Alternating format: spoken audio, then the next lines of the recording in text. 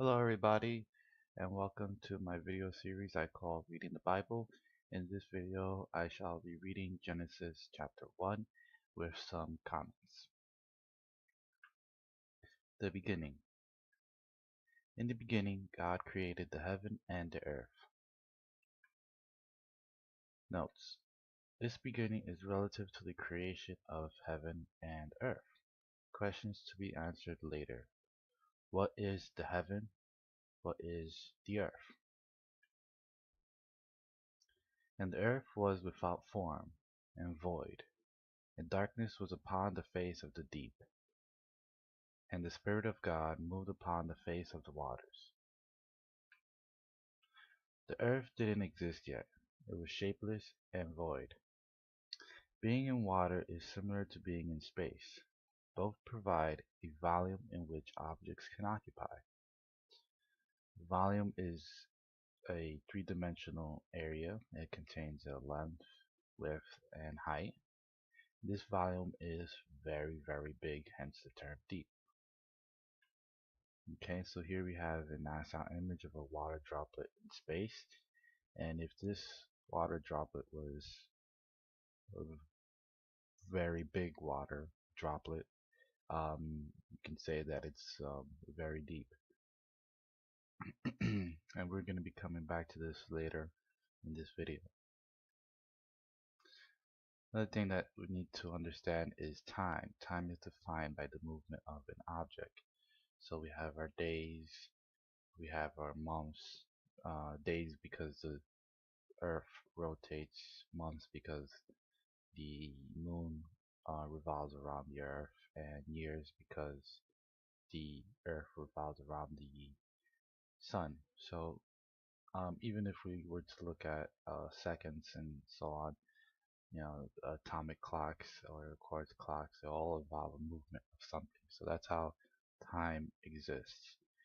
So in this little diagram here, I have a cloud-like shape, which is supposed to represent God, and at t equals 0 or time equals 0, standing still hasn't moved, and once this arrow is pointing in a direction in which God will then move, as God moves to t equals x, that x refers to the time that has um, elapsed in the movement that God has taken.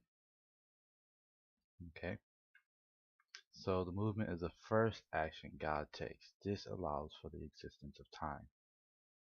Questions to be answered later. Does time start when God first moves? God is noted as being a spirit, not in a physical form. As chapter 1 progresses, God seems to remain in spirit form and never goes into the waters.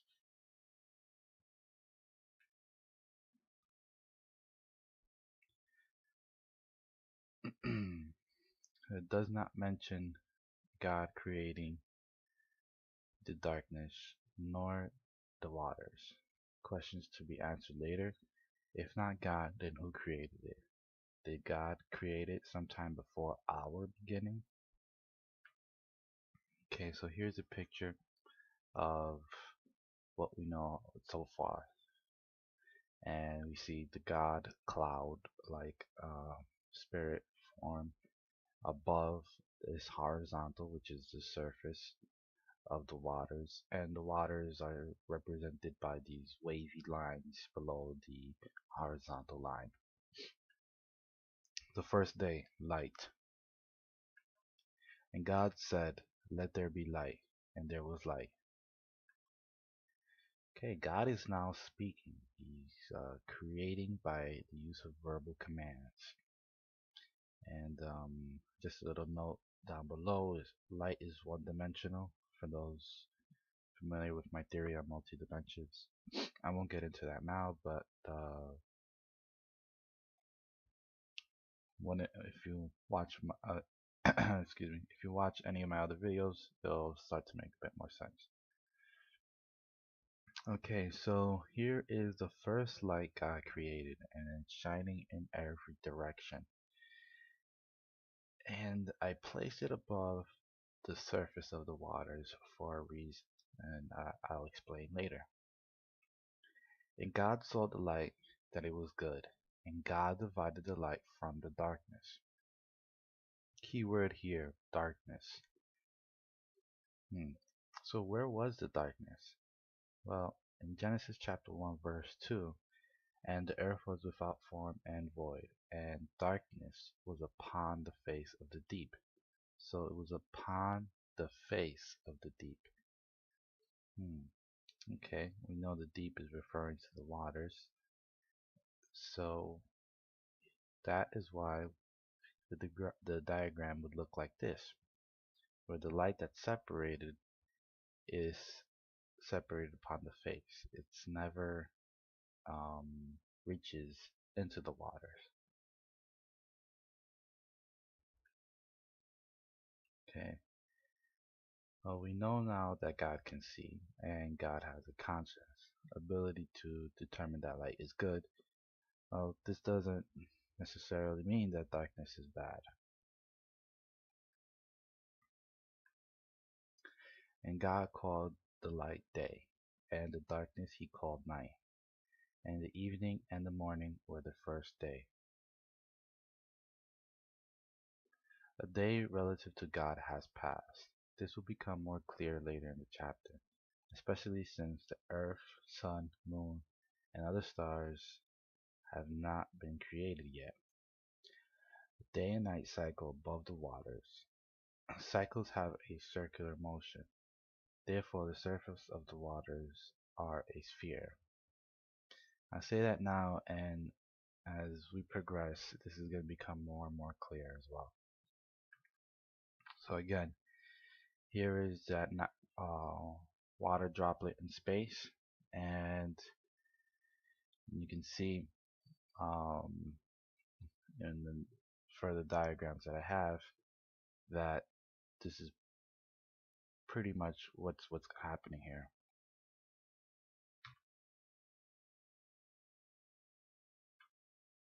Okay, so in this next diagram, we see that it has evolved from our previous, where we are showing now that the waters are similar to the droplet that we have in that NASA image. It's this, if you can see my mouse here, this area here would be the surface of the waters. This would be the waters, and this separates the waters from God's realm, and God is experiencing daytime up here and nighttime down there. Now it's important to understand why I choose this shape is because it's the best shape that would divide the day and the night. Okay, it becomes clear later on in the as the verses progress throughout the chapter. Okay, and that light stretches out to infinity. Um, but for our sake, we're gonna show it like this, and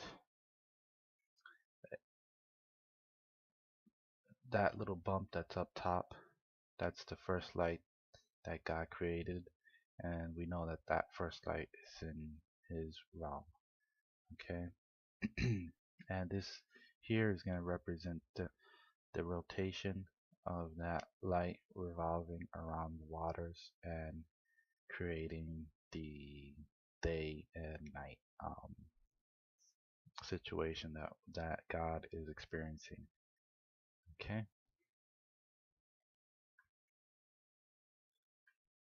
Second day, firmament. And God said, let there be a firmament in the midst of the waters, and let it divide the waters from the waters. Okay, so here I have a few shapes. There's a cube on the left, a cylinder in the middle, and a sphere towards the right. Now, this firmament is going to divide the waters, so it can, say, if looking at this first shape, the cube, well, we can divide it this way, and And well, there's a lot of complications with dividing these shapes because they have too many sides, and that's a real problem. Um, you can divide it this way, same thing as well. It's the same, what doesn't really matter, horizontally or vertical. You're still gonna be cutting it in half. Um, Now you can core out the cube and have like a cube within a cube. That kind of will work out nicely because the outer area of the inner cube, so that outer area would be here. So that would allow placement of the sun, the stars, and other things that are in the that are above the heavens. So, but again, that would mean that this would end up being the shape that's within the Earth, and well, it just doesn't work. Same thing. It gets a little better with the cylinder, but um, each either way you cut it, you're gonna have some. It's not gonna be balanced throughout either cut because here, um, although you'll have this area for your stars and your skies, and this area for your earth and for your sea, but again, it just won't work out. And if you core out the middle, that cylinder within a cylinder, that would work pretty well. But the problem is what's gonna happen here at these ends? Well, then you're gonna reach the end of, so this surface here, I guess you'll be able to then enter God's realm if you can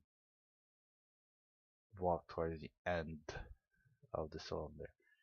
But and let's say if the cylinder was smaller than this one, you still wouldn't get a perfect division of day and night. So we know a half of the Earth experiences day while the other half experiences night. Okay. So looking at the sphere, you can cut it this way. Well, you're gonna see this doesn't work either because then you're gonna be left with flat surface, and well, when we get to it's just not gonna work out. It's just not gonna work out. It won't work out like this either. What works best is a sphere within a sphere. Okay, you get the best light distribution. You can divide the light as God intends to, and this sphere within a sphere model works perfectly. Okay, and here is this picture that this came from a NASA astronaut, Andre Coopers. Took this picture where uh, you see you have separation on all sides, and this drop of water is there. There's an air bubble within the drop of water, and the air bubble is in the middle. Okay, so the separation is in the midst of the waters. Okay, that's the key. That's how you know provides the best separation, and you're able to get one side day and one side night. Okay, so the firmament is an array of fields. The field is two-dimensional. The fields are located in the middle again. Um, Here's my sphere where the red dotted line is a sphere within the sphere, and the arrows are representing the deep. So as you go further towards the center, and you go further in towards the deep. Okay. God made the firmament and divided the waters which were under the firmament from the waters which were above the firmament. And it was so. Okay, so this is our model. And now here is the firmament. And here are the waters below the firmament. Here are the waters above the firmament. Okay. Now, keep in mind, it looks two-dimensional, but it's a sphere within a sphere, and then you have another outer sphere in God's realm. God called the firmament heaven, and the evening and the morning were the second day. So we have another day goes by. The third day, dry ground. And God said, let the waters under the heaven be gathered unto one place, and let the dry land appear, and it was so. The key phrase here is gathered together unto one place. So this one place is one point. And if you draw a point, it's pretty much just a dot. And all the water is gonna gather in all sides of this dot. So circle really just has one side. A sphere really just has one side. So it's gonna surround the surface of this one point. And what helps accomplish that is the forces of gravity. Gravity concentrates objects towards a common point. So we know now that it's definitely not flat. If that was the case, then the one point wouldn't be even mentioned. So saying the earth is flat is the biggest insult to God's ability to create. We know that spheres are seen in the smallest to the largest of objects. So here's some flat earth models. And the first flat earth model shows, well, this is like a disc-like shape and some land formations here, right? And the problem with this is simply that, well, if you have the sun and the moon rotating in such a way, well, guess what's going to happen? The light of the sun is going to be blocked by this disc-like shape of the earth, and well, the moon won't light up anymore. The moon will be dark. This whole area is, won't have any moonlight. And well, guess what? This entire surface will be dark. So everyone's gonna experience night at the same time and daylight at the same time. So once um, the sun starts approaching the rise, and this, it's gonna be morning time, but it's not gonna be morning time for half of the people on the earth. It's gonna be morning time for everyone that's on the earth. So that doesn't work. It doesn't work that way.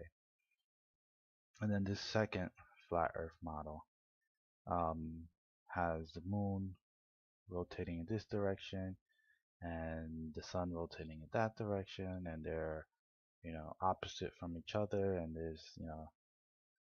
they're pretty much on above the surface of Earth, so they're rotating in this direction. But here's what people don't understand: if I put a source of light here, guess what's gonna happen?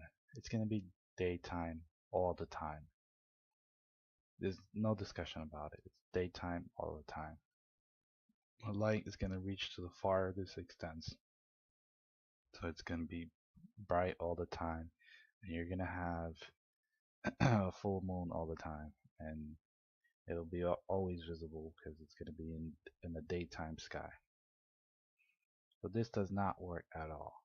Alright, these models do not support the separation of day and night, nor do they support the phases of the moon. Okay, so these models don't work. So we have to remind ourselves of this water droplet in the space. And God called the dry land earth, and the gathering together of the waters called he seas. And God saw that it was good. Alright, so before God's command, the waters were all scattered. The gathering together of the waters equals seas. There is land that is wet within the seas. The dry land equals the earth.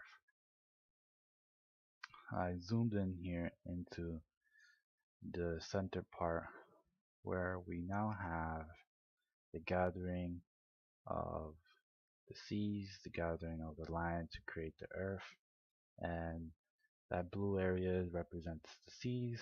The yellowish area here represents the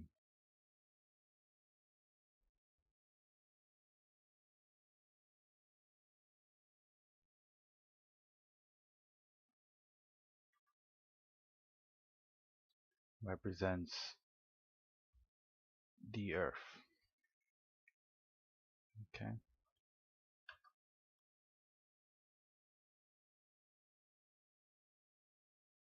And God said, let the earth bring forth grass, the herb yielding seed, and the fruit tree yielding fruit, after his kind, whose seed is in itself upon the earth, and it was so.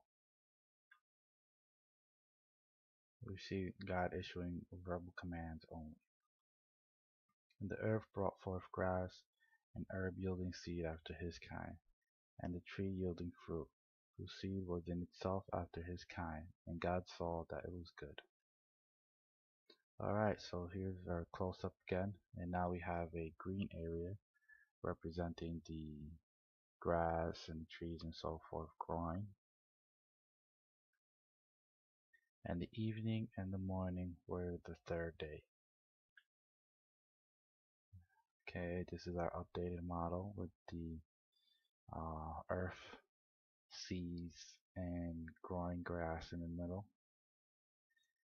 within the firmament called heaven. So there goes by another day. The fourth day, sun, moon, and stars. And God said, let there be lights in the firmament of the heaven, to divide the day from the night, and let them be for signs, and for seasons, and for days and years. I highlighted three phrases here. Let there be light. Okay. We know before that God created the first light. Now God is creating additional lights. I wonder why. The red portion, the firmament of the heaven. This is where he's placing these lights. And what are they for? Well, to divide the day from the night. Well, I thought he kind of did that already. So we see in the green area, let there be lights. In Genesis chapter 1 verse 3, God already created light. So why again? That's Genesis chapter 1 verse 3 says, and God said, let there be light, and there was light. Now where did he place these lights? Well, the firmament of the heaven. I think the firmament of the heaven would be somewhere above the heaven. So we know that the firmament called heaven in Genesis chapter 1 verse 8 is here, if you can see my mouse, and the firmament of the heaven, well, it would have to be this one here, which is actually also known as the surface of the waters. So this area is going to be the firmament of the heaven, and this area here is the firmament called heaven. Okay, and we see here is the Genesis chapter 1 verse 8, and God called the firmament heaven, and the evening and the morning were the second day. Alright, now in Genesis chapter 1 verses 4 through 5, God already divided the day and the night. So why again? Well, here's those verses. And God saw the light, and it was good. And God divided the light from the darkness. And God called the light day, and the darkness he called night. And the evening and the morning were the first day. So why again? Well, simply because God's Spirit exists elsewhere. This is God's day and night up here. That's why he's doing that. And let them be for lights in the firmament of the heaven, to give light upon the earth. And it was so. These lights are referring to the stars. And God made two great lights, the great light to rule the day, and the lesser light to rule the night. He made the stars also. But these lights are the sun and the moon. And God set them in the firmament of the heaven to give light upon the earth.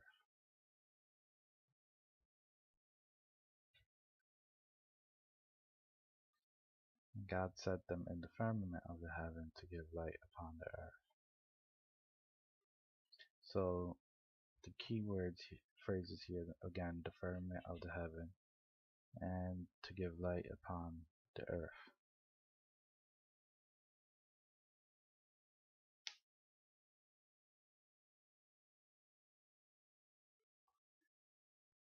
So the firmament of the heaven, we already know this, we went through this before. To give light upon the earth. Well, this confirms the light created in Genesis chapter 1 verse 3 did not penetrate through the face of the waters. And there we have the verse down below. And to rule over the day and over the night, and to divide the light from the darkness. And God saw that it was good. So we have over the day and over the night. Divide the light from the darkness. Well, again, we go over the day and over the night. This is confirmation that the day and night in Genesis 1:5 is different from day and night on earth. And God called the light day, and the darkness he called night. And the evening and the morning were the first day.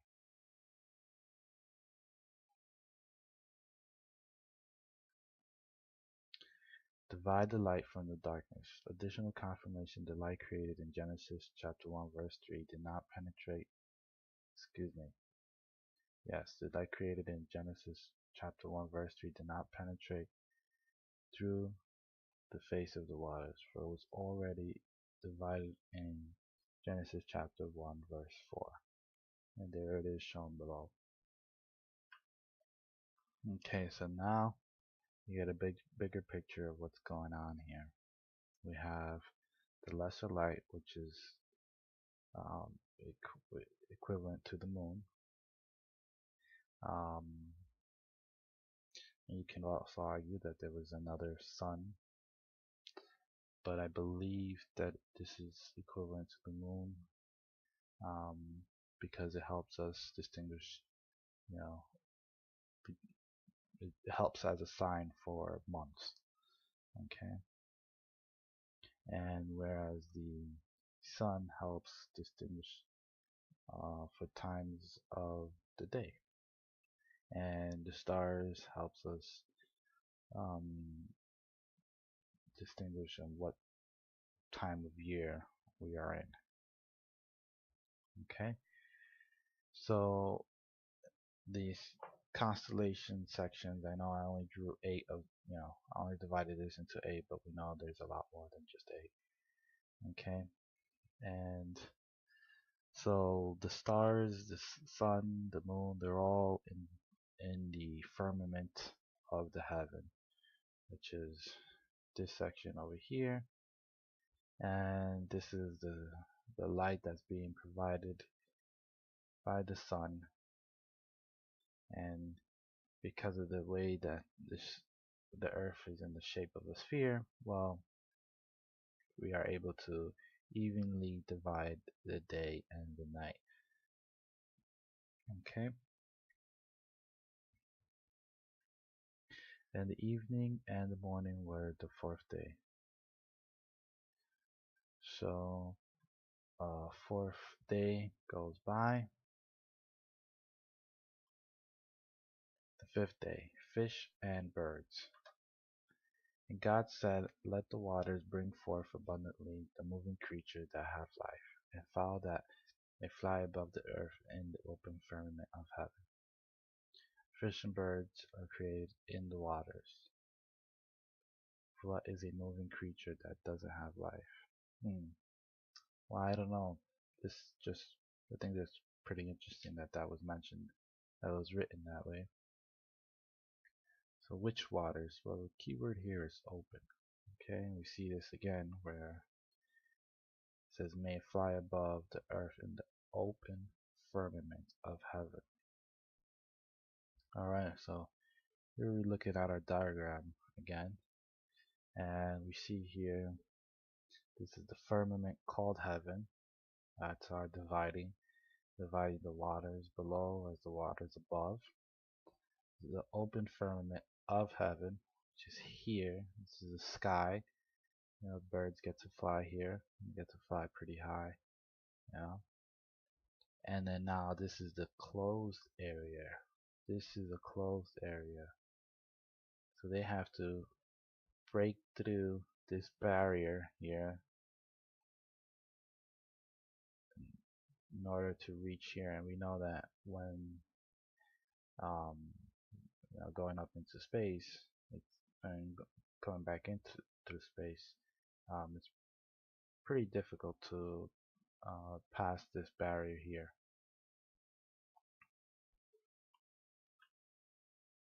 Okay. God created great whales and every living creature that moveth, which the waters brought forth abundantly after their kind, and every winged fowl after his kind. And God saw that it was good. And God blessed them, saying, be fruitful and multiply, and fill the waters in the seas, and let fowl multiply in the earth. A confirmation that the fish and the birds created in the waters of the sea, and the fish procreate in the sea, and the birds procreate on the earth. And the evening and the morning were the fifth day. Okay, then another day goes by. The sixth day, creatures on land. And God said, let the earth bring forth the living creature after his kind, cattle and creeping thing, and beasts of the earth after his kind. And it was so. And God made the beasts of the earth after his kind, and cattle after their kind, and everything that creepeth upon the earth after his kind. And God saw that it was good. Again, all verbal commands, cattle, creeping things, and beasts were created by the earth. Both the seas and the earth have the ability to create upon God's will. In Genesis 1, chapter 1, verse 11, the earth also made grass and such. And here's the verse down below. God said, let us make man in our image, after our likeness, and let them have dominion over the fish of the sea, and over the fowl of the air, and over the cattle, and over all the earth, and over every creeping thing that creepeth upon the earth. So I highlighted three sections here. Let us, our image, and our likeness in yellow, over the fish of the sea, and over the fowl of the air in blue. And I did that because those were created. I chose blue because those creatures were created by the sea.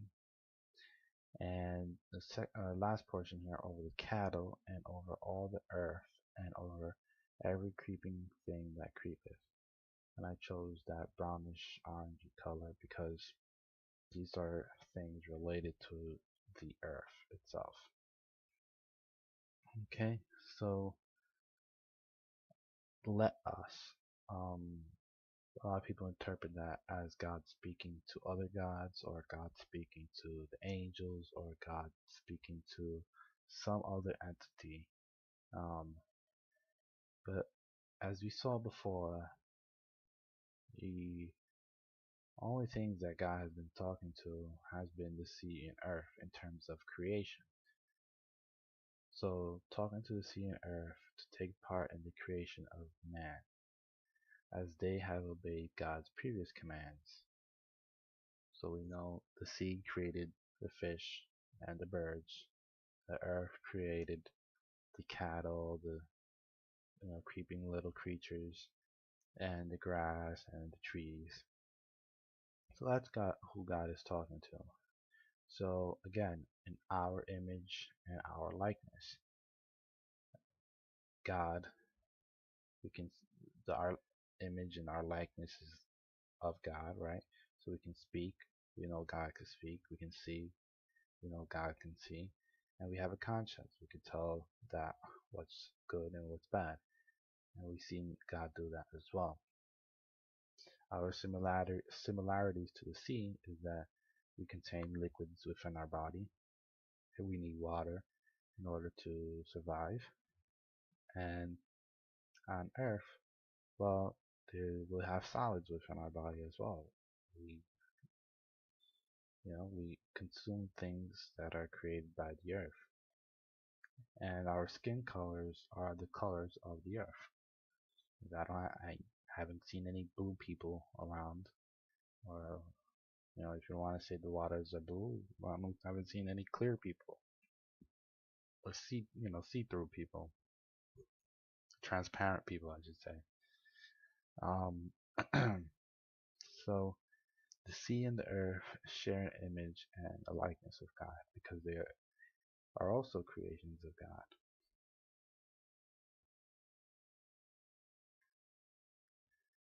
So this statement does not credit the theory of evolution. Instead, it supports it. Well, why? It simply states that God, the sea, and the earth work together to create man. We know that a day on earth is not the same as a day in God's realm. A day on earth is actually a billion times smaller than a day in God's realm. And this will be explained later. I don't know if I'll explain it in this video, but definitely explain it in another video. But for a short explanation, if you look up how old the universe is, it's just billions of years old. If you relate that to how long mankind has existed, well, we haven't existed for that long in terms of the existence of the universe. So if you take the number of days that God created it, and relate that to the number of years, or the number of billions of years that the universe has been in existence, then you'll start to understand the relationship between a day on earth and a day in God's realm. Okay, so this is why God is able to see these things being created.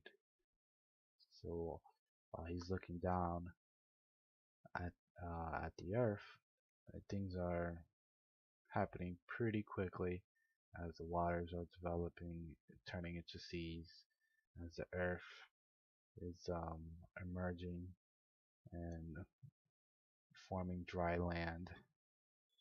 So all that is happening pretty quickly in the eyes of God. Some further notes here. So man has dominion over animals that inhabit the earth. I should also say the sea here as well.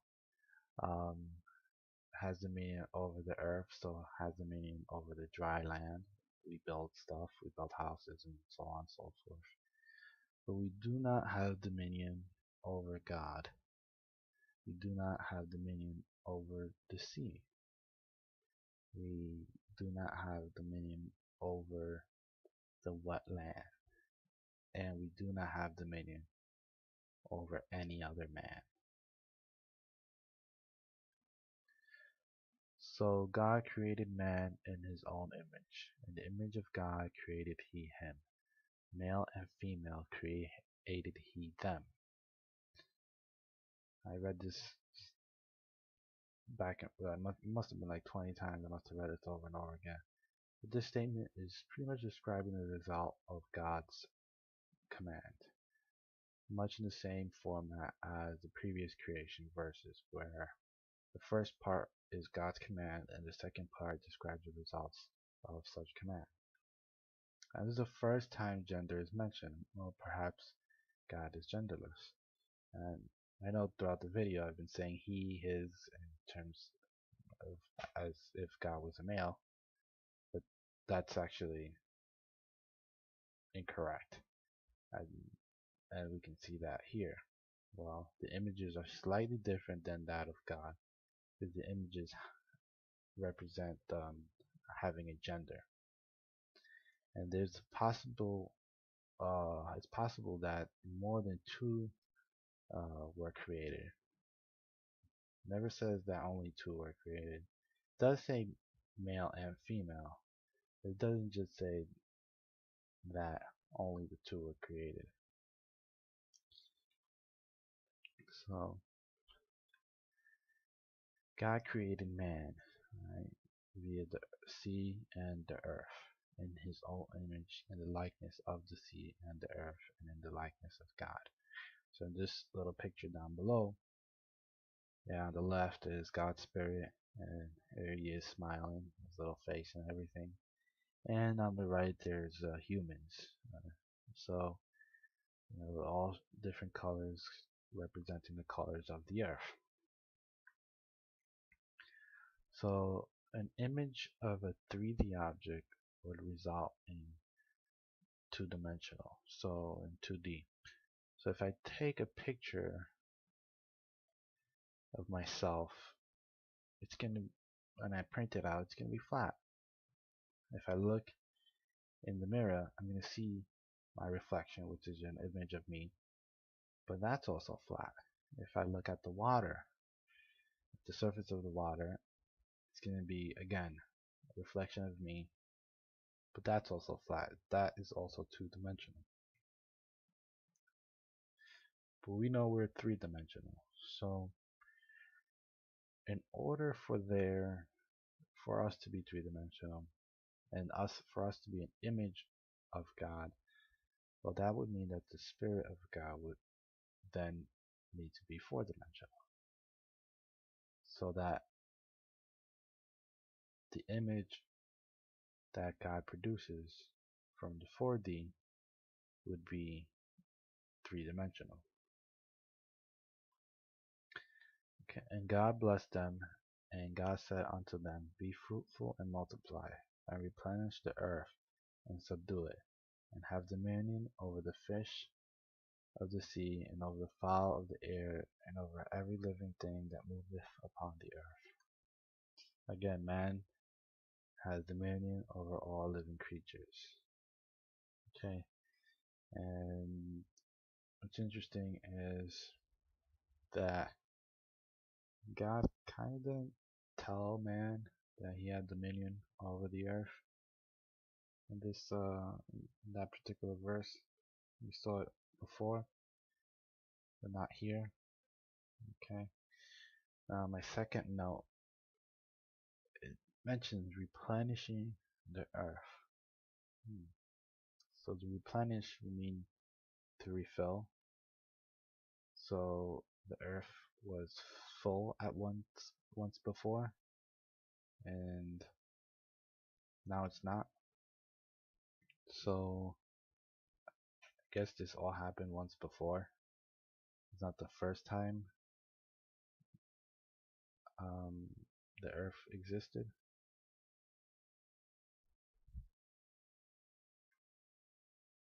And God said, Behold, I have given you every herb bearing seed, which is upon the face of all the earth, and every tree, in which is the fruit of a tree yielding seed.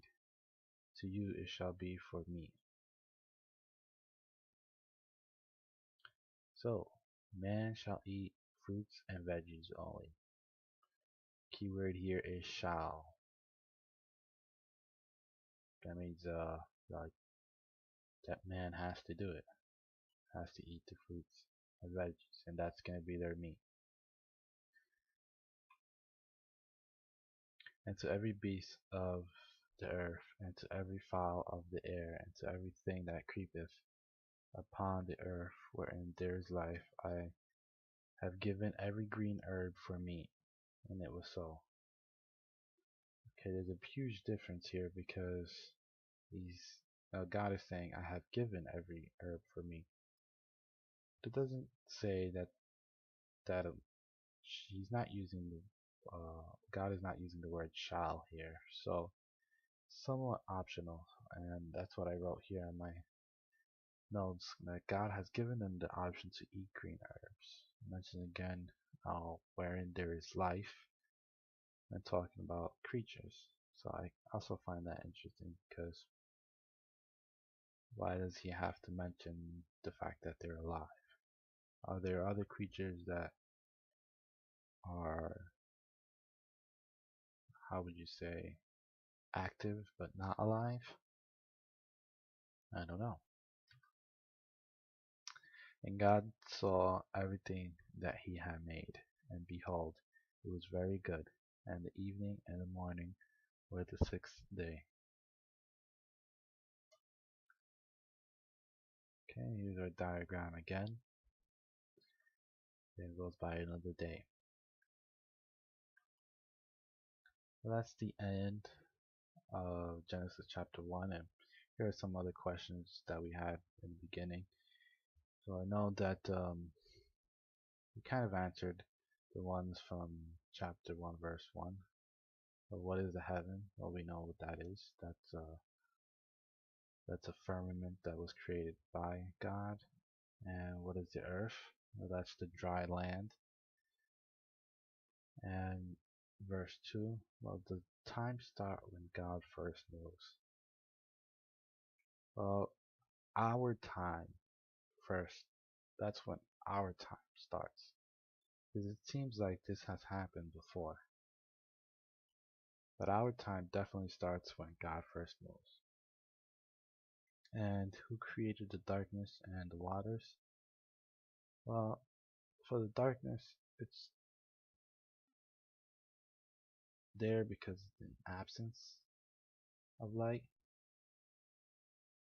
And when light is present, um, God kept the darkness because He could have just let the light shine on everything, and darkness would all go away. So, did God create the darkness? Um, that's hard to say. I don't have enough information. I'm gonna say it seems like didn't, and neither the waters. But then again, this could happen in some other time not related to our beginning. Did God create it sometime before our beginning? Okay, so that's similar to what I was just saying for the second question here. It might have been created in some other time before our beginning. Okay, in summary, God is noted as being spirit. Um, God is most likely existing, well, God's spirit is most likely existing in a fourth dimension. God can move, can speak, can see, can create things by command, set forth rules, doesn't mention any touch or taste or whether God can listen. Um, and also that God seems to be genderless. And man has dominion over the animals that inhabit the earth and the fish in the sea. Over the earth, doesn't have dominion, not over God, not over the sea, not over the wetland, and definitely not over any other man. Okay, so that's our final diagram, what we've been able to put together by reading Genesis chapter 1. And that is our day cycle for God. Alright, then come to the end. Thank you very much.